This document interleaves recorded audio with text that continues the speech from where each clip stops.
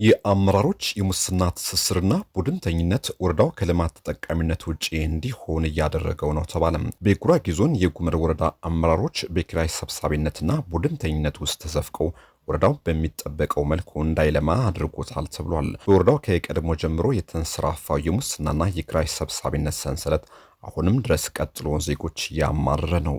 ከወረዳው መቀመጫ አለቅጥ ከተማ እስከ የወረዳ ማዘጋጃ ቤታዊ ከተሞች ድረስ ህገወጥ የመሬት ዕደላና ሽያጭ ምክንያታቸው በውል የማይታወቁ ክፍያዎች ተጠናክረው መቀጠላቸው ይነገራል። ይህንን ከወረዳው ነዋሪዎች በተደጋጋሚ ጊዜ የሚደርሱት ቅሬታዎች እንዳመላከቱት አመራሩ ስልጣኑን ሽፋን በማድረግ ዝርፊያ ውስጥ መዘፈቁን ያስረዳሉ።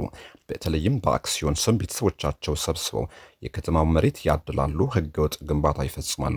ይህ አሰራር የወረዳው የቀድሞ አመራሮች የነበሩ አሁን ወደ ዞኑ የሄዱ አመራሮችም የሚሳተፉበት አሁንም ድረስ የቀጠለም የዘረፋ ሰንሰለት ነው ተብሏል። እጅግ ተንሰራፋ የተባለው ሙስናና ህገወጥ የመሬት ሽያጭና የከተሞች ህገወጥ ግንባታ በአመራሩ ፊት አውራሪነት የሚመራ ነው። በወረዳው ለሚሰሩ ልማት ስራዎች ህዝቡ በተከታታይ ጊዜ የሚያዋጣው ገንዘብ በትክክል ወዴት እንደማይደረግም ተገልጿል። ለከተማ ኮሪደር ተብሎ የመንግስት ሰራተኛ ወራዊ ደሞዙን ግማሽ እንዲከፍል ያለ ፈቃዱ መገደዱንም ተነግሯል።